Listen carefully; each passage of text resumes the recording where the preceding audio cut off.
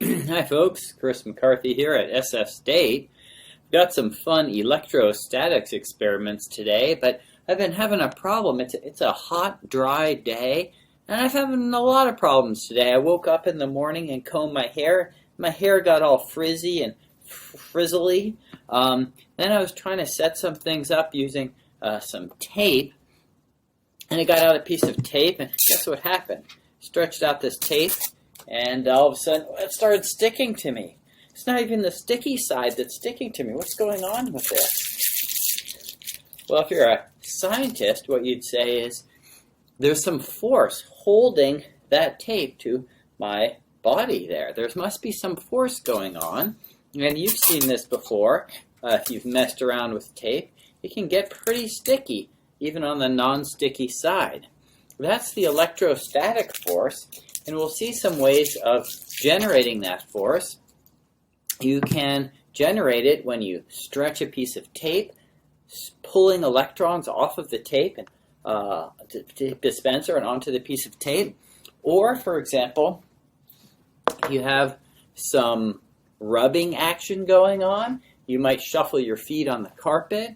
Or, in this case, I've got a piece of plastic and a piece of fur. And I'm going to try to generate some static electricity and detect it with this electroscope. This electroscope has a piece of metal and then a second piece of metal that's just a foil, like an aluminum foil.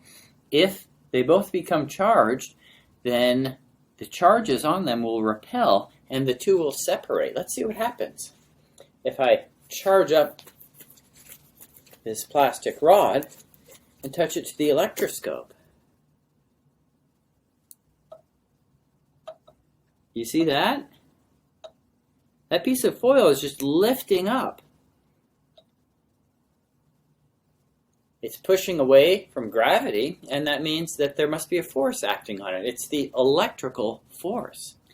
Another example of this is when we try to attract a little pith ball. This little ball here is very lightweight. It's suspended, just hanging there. And by placing this nearby, we can create a force of attraction, get it moving, and then something very funny happens. If I charge this rod up enough and I touch the ball, what do you think will happen? Will the force of attraction increase? Oh, it touched, and now look, there's a repulsion going on there.